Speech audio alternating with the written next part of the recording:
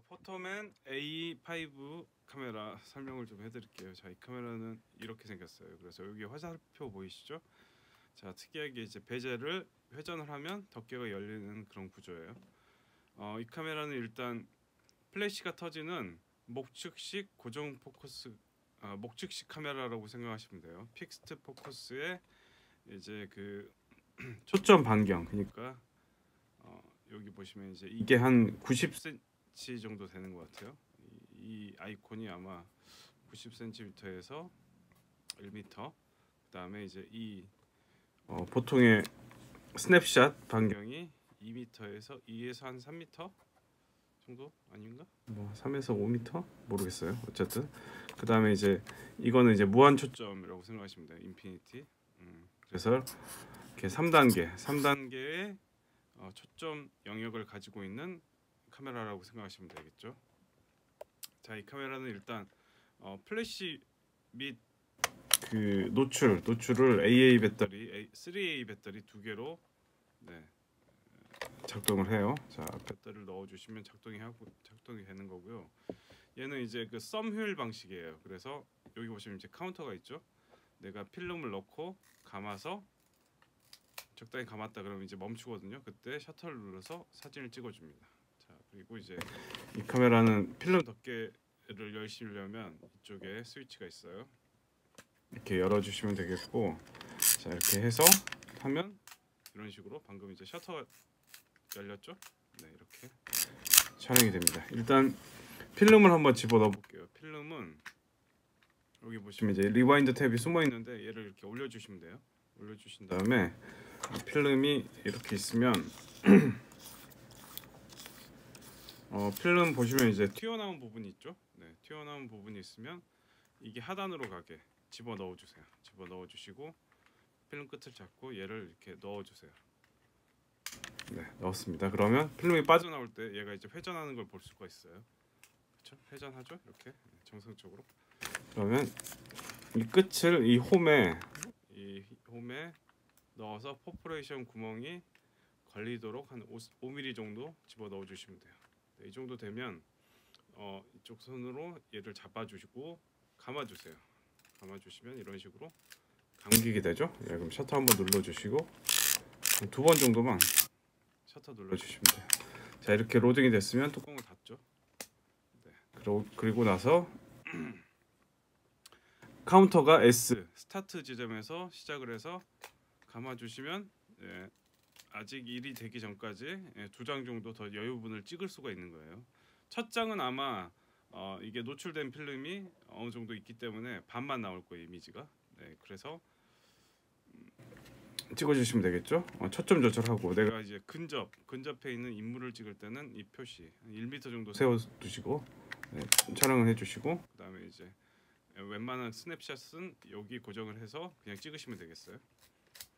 이런 고정 목측식 카메라는 너무 근접해서 사물을 촬영하면 찍히지가 않습니다. 그 다음에 이제 플래시, 이 배터리가 들어가 있기 때문에 플래시를 온 해주시면 이렇게 윙하면서 플래시 차징하는 소리가 들려요.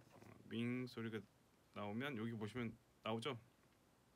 0.9에서 3m니까 이게 이제 3m라고 보시면 되겠네요. 90cm 3m 이렇게 보시면 되겠어. 이 정도 해서 기다리시면 이쪽에 이렇게 램프가 들어오는데 카메라마다 이게 오래된 카메라다 보니까 플래시 램프가 늦게 불이 밝혀지는 경우가 있어요. 근데 이제 대부분 플래시를 온 하시고 한 10에서 15초 기다렸다가 촬영을 하면 플래시가 터지게 됩니다. 그 다음에 또 기다렸다가 촬영을 하시면 되겠죠. 이런 식으로 촬영이 되죠. 자, 그 다음에 여기 보시면 이제 아사 그 필름 감도 설정이 있어요. 보통에 이제 이 필름마다 필름의 숫자가 있어요. 100이면 100 여기 맞춰놓고 찍으시는 게 이제 FM이 있긴 한데 대부분 이제 이 카메라는 이 간이 조리개를 뜻하는 경우가 많아요. 그러니까 렌즈 밑에 조리개가 있어가지고 조리개 날이 빛이 얼마나 들어올지를 조절해 준다고, 이게 이제 수동으로 그런 역할을 한다고 보시면 되겠어요. 그래서 내가 만약에 이제 100짜리 필름을 넣었지만 실내에서 플래시가 없이 촬영하고 싶을 때는 빛이 더 많이 들어와야지 상이 더 잘 터지겠죠. 네, 그런 용도로 400으로 해놓으면 구멍이 더 작아지겠지. 네, 64로 해놓으면 구멍이 더 커지니까 이런 조리개 값. 그래서 64로 갈 때 조금 더 밝게 나온다. 40이면 조금 어둡게 나온다. 이런 정도의 값만 가지시면 되고 사실상 이제 이 컬러 필름 관용도가 넓기 때문에 이 단계별로 했을 때 사진이 뭐 엄청 어둡게 나온다거나 그런 경우는 드물어요. 하지만 이 카메라는 플래시가 있기 때문에 더더군다나 플래시가 있기 때문에 그렇게 조리개에 구애받지 않고 그냥 찍으시면 돼요. 하나 선택해서 그냥 쭉 찍으셔도 문제는 없어요. 근데 이제 대부분 이런 목추식 카메라에 렌즈 주변에 달린 거 말고 이런 식으로 표시된 거는 조리개를 크게 만들고 위로 숫자가 높아질수록 조리개가 작아진다. 이 정도의 인식만 하시고 촬영해 주시면 됩니다.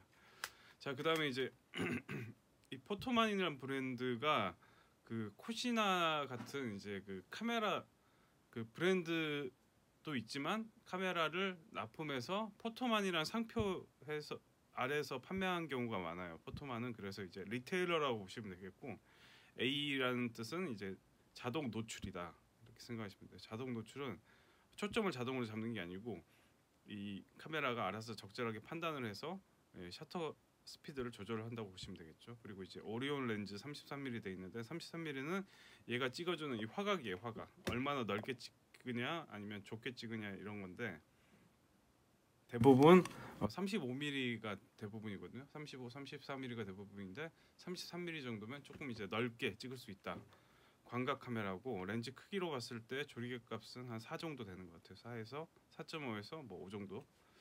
네, 그 정도 수준입니다. 그래서 잘 안 나오는 카메라고 나름 이제 되게 특이하죠. 원래 이제 이 코시나는 코시나에서 만든 건지는 잘 모르겠어요. 정보가 없기 때문에 이 카메라는 그냥 재밌게 이런 나온 카메라고 사진 퀄리티도 뭐 그럭저럭 할 것 같은데 이 카메라 같은 경우는 렌즈 안쪽에 조금 이제 먼지가 있어서 그렇게 막 선명하게 나올 것 같지는 않아요.